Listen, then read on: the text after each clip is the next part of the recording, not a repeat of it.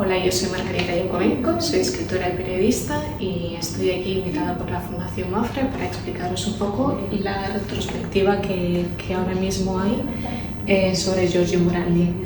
Estamos ante uno de los únicos autorretratos que se conservan del pintor. En total, en su vida pintó unos 7. Y este es de los primeros, es de 1925. Morandi nació en 1890 y murió en 1964 en Bolonia, que fue su ciudad natal y la ciudad en la que murió y en la que apenas salió a lo largo de su vida. Tal y como vemos en este primer cuadro, él ya se presenta como un artista solitario, un artista serio. Era zurdo, por lo que tiene el pincel en la mano izquierda. Y lo que más me gusta de este cuadro es que tiene unas pinceladas fuertes, intensas, ¿no? Que luego a lo largo de los años va a ir depurando poco a poco.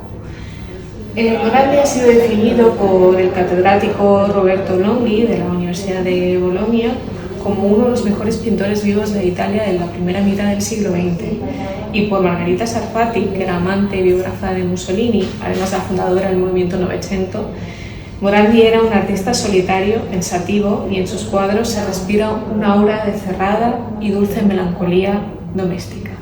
Como podremos ver un poquito más adelante, se trata de un artista atemporal que durante toda su vida lo que intentó fue buscar su propio estilo, ¿no? Era una forma de encontrar en la pintura su manera de expresarse, alejarse un poco de las vanguardias de la época, alejarse de los acontecimientos que ocurrían en el siglo XX y sobre todo mostrar lo que él pensaba, lo que él tenía dentro, ¿no? Su pintura es algo que viene de dentro hacia afuera y no al revés. No es un artista que intenta captar el exterior y plasmar la realidad, sino que se aleja bastante de lo que es el movimiento realista. De hecho, él mismo decía que no hay nada más abstracto que la realidad.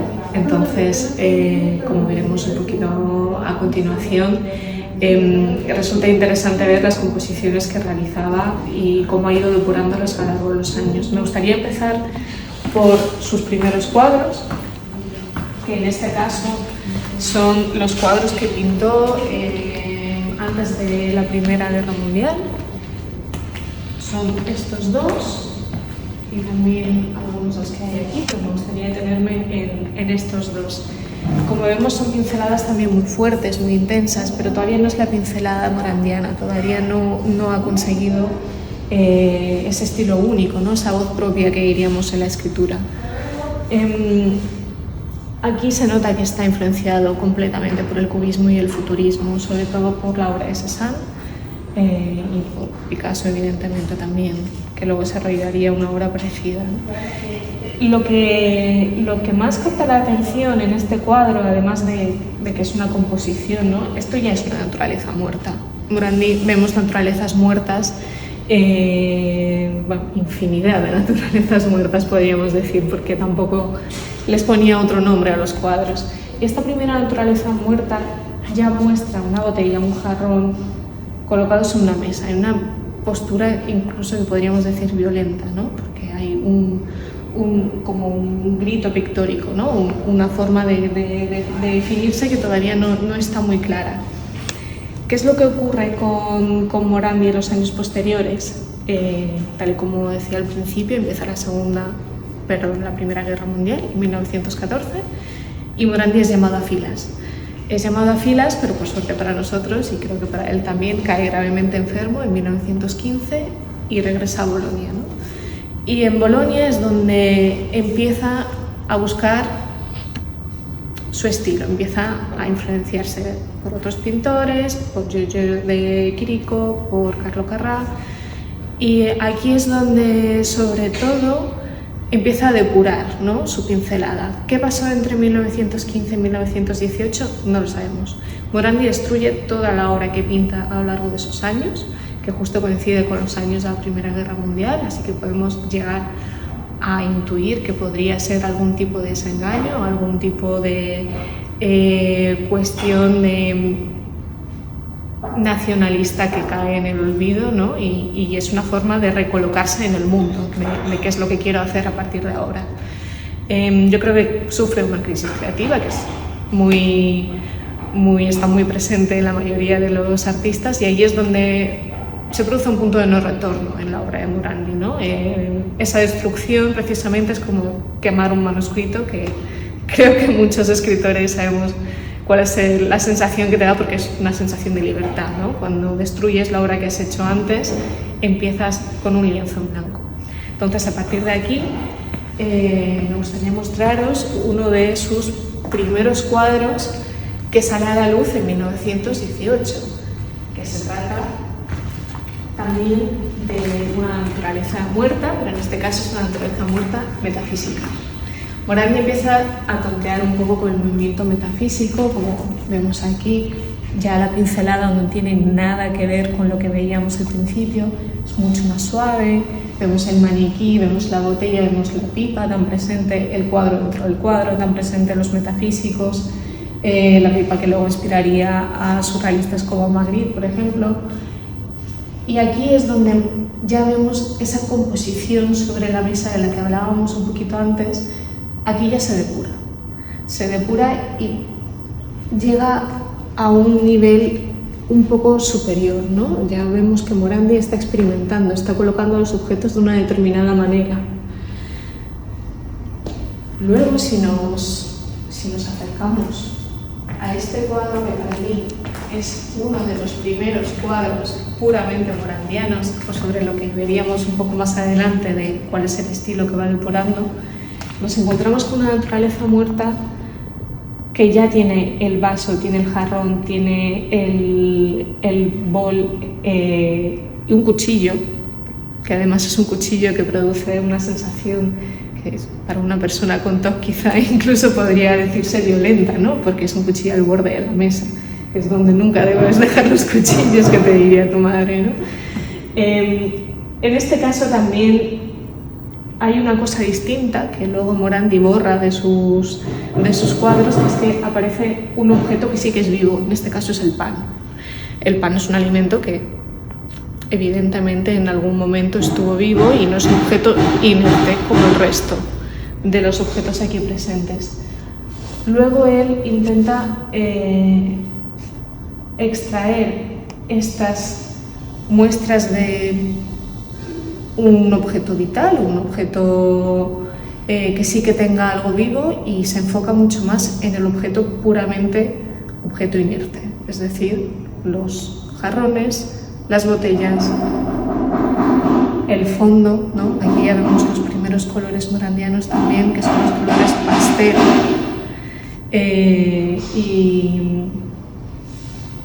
y ya esa sombra que sí que hemos visto en los cuadros metafísicos ya se va borrando, ¿no?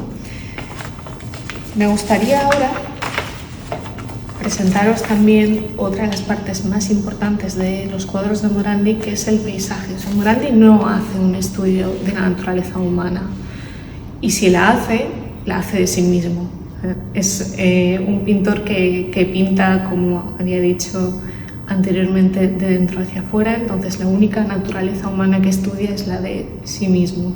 Él está tan metido en su propia persona y en lo que quiere transmitir, que no intenta captar la belleza quizá de personas, no pinta retratos, y en los paisajes que pinta tampoco aparecen seres humanos. Entonces me gustaría que os vinierais conmigo a ver su pintura paisajística.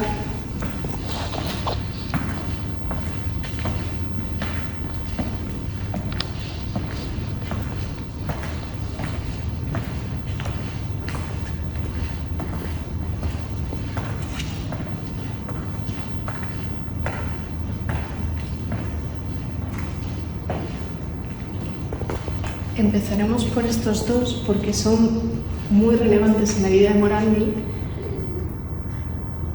Él, a lo largo de su vida, no viaja. Es algo curioso dentro de lo que son los pintores, porque solían en ese momento irse a París, ¿no?, a aprender un poco más del movimiento de las vanguardias que había en ese momento, pero él decide que no le hace falta viajar. No es un gran viajero. Al principio en su vida hace un par de viajes por Italia, y al final de su vida hace un único viaje fuera de Italia, que es a Suiza. De esos viajes no tenemos ninguna representación, así que podemos intuir que realmente los hace por una cuestión utilitaria, no para inspirarse o por una cuestión creativa.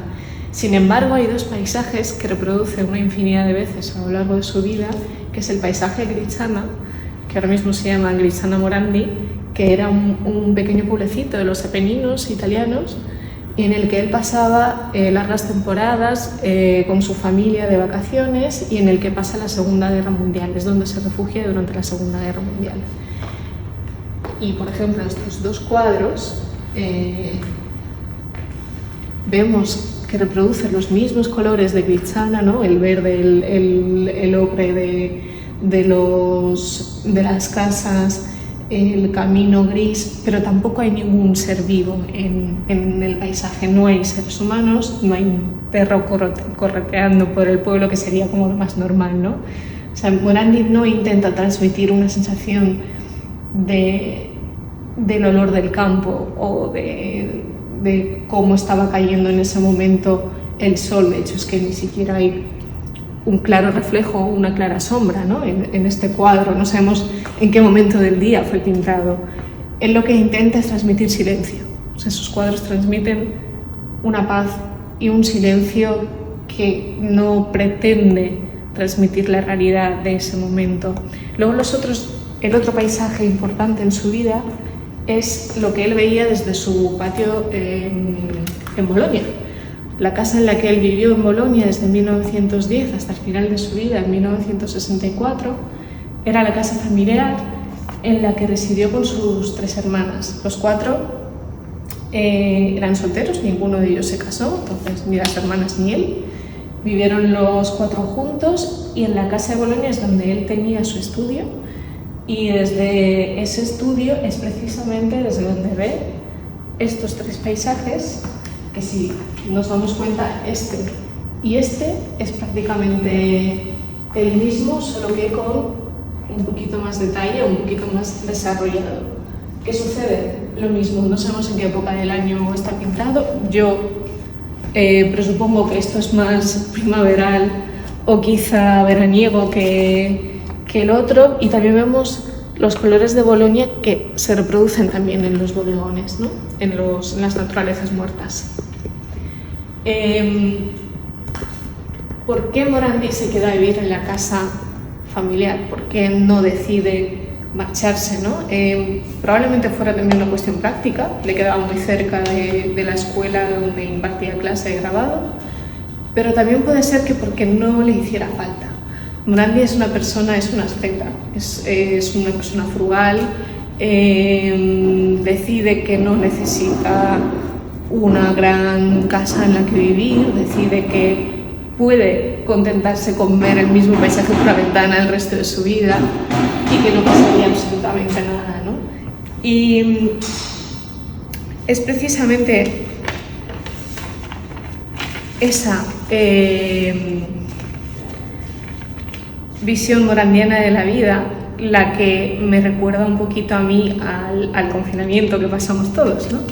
Morandi se autoconfina, en este caso es un confinamiento elegido, ¿no? En 2 lugares de Italia, que es Griciana y es Bolonia, la ciudad que nunca abandona. ¿Y por qué lo hace? Porque en ese momento quiere enfocarse no en las personas, no en los lugares, sino en los objetos que él mismo guarda en su estudio. Las fotos que hay de su estudio aparece también la típica mesa en la que representa las botellas, los jarrones, los cuencos, y creo que su intención en este caso es encontrar una paz mental que le permita explorar lo que tiene dentro, ¿no? Encontrar su forma de narrar lo que tiene dentro y explicarle al mundo, que es precisamente lo que quiere mostrarnos. Evidentemente no lo sé, pero tengo la sensación de que en algún momento de su vida tuvo una especie de revelación y decidió que toda su pintura iba a ir enfocada a esa intencionalidad. Y ahora vamos a ver sus grabados, que es una parte muy importante de su vida porque fue catedrático de grabado en Bolonia durante más de 30 años.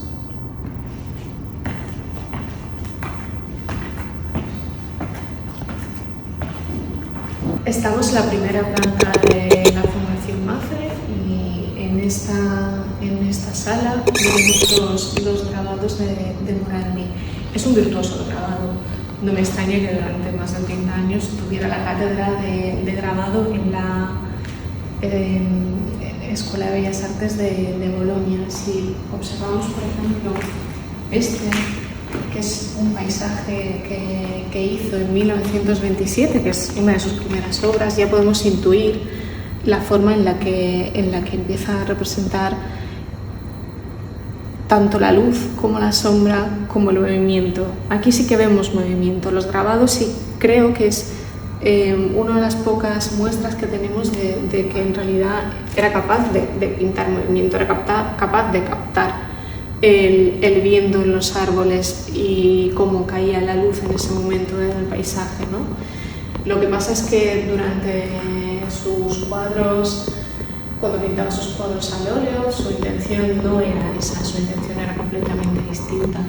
En los grabados también podemos observar naturalezas muertas como esta, que nos recuerda un poquito a la que hemos visto justo al principio, también con el cuchillo al borde de la mesa, con este paño en el que cae la luz de una forma y que vemos que está arrugado y que es bastante realista, ¿no? En este caso, cuando hablamos de los grabados de Morandi sí que podemos hablar de realismo, porque lo que intenta es representar el brillo de la botella, la hoja seca, ¿no?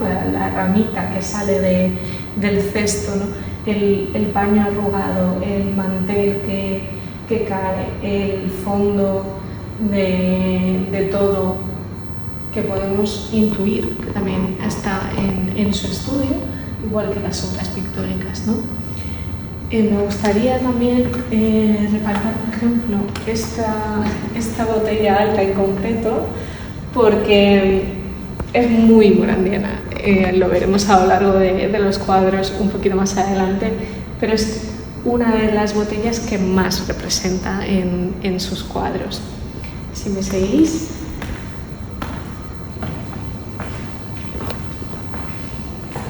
Aquí de hecho la vemos de nuevo, una pequeña variación, y la volveremos a ver luego pintada al óleo.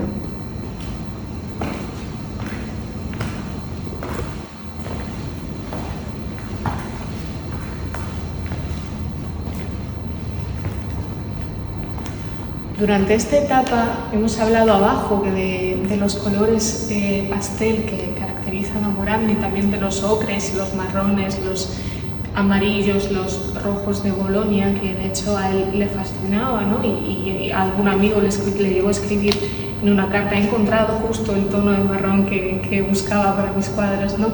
En esta etapa es cuando Morandi experimenta ya con los blancos, ¿no? Deja un poco atrás esos colores ocres, ¿no? Del principio, a los que vuelve después, y si nos acercamos lo suficiente nos damos cuenta de que no todos las botellas representadas o los jarrones son del mismo tono. Es una tonalidad de blanco que va diferiendo y no sabemos si es por la luz que cae, porque tampoco... Otra vez estamos en un paisaje en el que no sabemos si es de día o si es de noche, si está iluminado por una vela, por una bombilla o por la luz que entra por la ventana, ¿no? No hay una sombra clara, de hecho, en el cuadro. Pero en este momento es cuando vemos toda la investigación morandiana, ¿no? Alrededor del objeto queda plasmada en este cuadro. Más adelante veremos que se trata de un estudio que realiza, no sabemos si para nosotros o para él mismo, de los mismos elementos una y otra vez. Por ejemplo, esta botella vuelve a repetirse. Estas dos botellas son idénticas a la botella anterior, quizá un poquito más cortas que la otra, ¿no?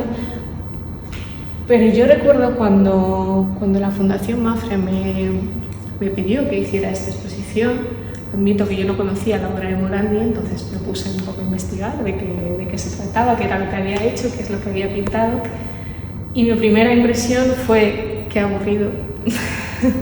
Un hombre que se pasó pintando 50 años botellas, jarrones, cuencos, en disposiciones quizá distintas, en variaciones de color quizá diferentes, pero a primera vista imperceptibles, ¿no? La siguiente pregunta que me hice fue ¿por qué? En ese momento caí en la cuenta, sobre todo cuando visité la exposición, caí en la cuenta de que en realidad el problema no estaba en Morandi, evidentemente no estaba en Morandi, el problema estaba en mí. ¿Por qué? Porque no me había tomado el suficiente tiempo como para observar su obra. Para ver a Morandi bien hay que observarlo con pausa, con calma, hay que intentar entender las variaciones de color que hay que intentar ver las pinceladas, hay que intentar pararse un segundo.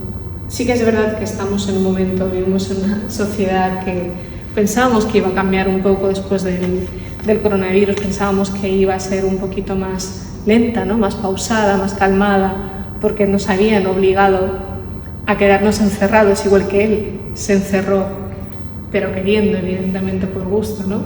Y pensamos que saldríamos de allí con otro tipo de perspectiva, otro tipo de intencionalidad, ¿no? Con una sensación de búsqueda de plenitud, llámalo estado zen, mindfulness, lo que sea, ¿no? Pero lo cierto es que no pasó. De hecho todo se aceleró muchísimo más, tuvimos que teletrabajar, los que pudimos teletrabajar, llegamos a un momento en el que la calma había desaparecido completamente. Entonces, claro, cuando yo me enfrenté a un cuadro de Morandi no entendía nada, no entendía de por qué venía esta pausa, ¿no?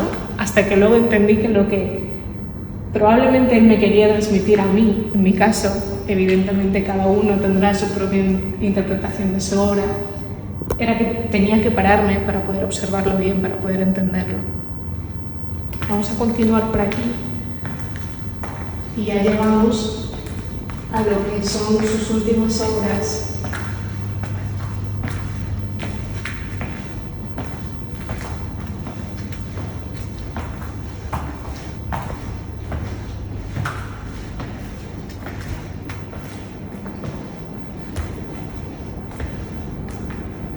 Aquí ya llegamos a la pureza morandiana, ¿no? Al diálogo silencioso que tiene con el lienzo, a la más pura poesía narrativa. Aquí me gusta mucho porque esto no sé si es exactamente un cuenco o si es un cuchillo clavado en algún objeto, lo cual sí que produce cierta violencia, ¿no? Pero en estos cuadros, en estos colores tierra que citábamos antes, podemos ver que Morandi ya empieza a hacer variaciones de los mismos motivos una y otra vez, intentando encontrar, creo que el conjunto perfecto, ¿no? Probablemente fuera un pintor muy obstinado, un pintor que buscaba la perfección en cada uno de sus cuadros, o al menos que buscaba que quedasen como él quería que quedasen, ¿no? O sea, él se nota que no es un pintor que pinta para vender los cuadros, ¿no? Y una de las cosas más curiosas, por ejemplo, es que tanto este es del 41 y este también tiene los mismos. Aquí hay 4 objetos, aquí hay 3, pero 3 de los objetos de este cuadro están representados en este. Lo que más curiosidad me genera y lo que más me hace preguntarme cosas es por qué Morandi, que vivió en Italia en el siglo XX, que vivió en Europa en el siglo XX, que vivió un siglo XX absolutamente caótico, absolutamente violento, ¿por qué se refugia, ¿no? en esta clase de pintura? Una persona que vive la Primera Guerra Mundial, que vive los nacionalismos, el fascismo, el nazismo, la Segunda Guerra Mundial, después la Guerra Fría, ¿no? Porque muere en el 64. ¿Por qué no hay ninguno de esos eventos representados? Probablemente era también una forma de escudarse, ¿no? Una forma de defensa, o una forma de mostrarnos a nosotros que quizá lo que ocurría fuera no era tan relevante como lo que podía pasar dentro, ¿no?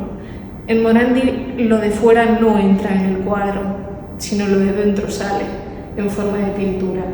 En Morandi lo corriente no es ordinario y lo simple o lo sencillo no es lo más simple, ¿no? Es una intencionalidad muy diferente, ¿no? Lo que vemos es una forma de querer plasmar probablemente ese silencio, esa pureza, esa elegancia, ¿no? Vamos a finalizar esta visita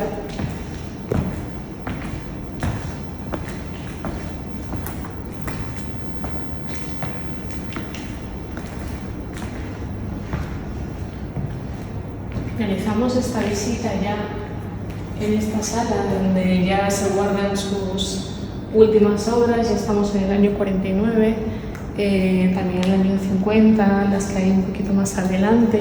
Volvemos a ver los mismos colores, aquí volvemos a ver la violencia con la que nos enfrenta al disponer los objetos al borde de la mesa, ¿no? Que parece que se vayan a caer, es lo que decía antes una persona con TOC, esto le puede resultar hasta agresivo, ¿no?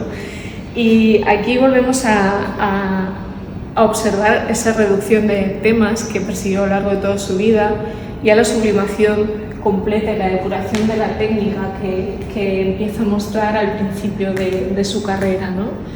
La pincelada se vuelve más suave y a lo largo de los años los contornos se van desdibujando. Aquí ya vemos que no es, en este cuadro que es del 48, vemos que los contornos ya no son tan claros, no son tan fuertes como podríamos haber percibido al principio, que incluso había en algunos una forma de recalcar, ¿no? el borde de las cosas.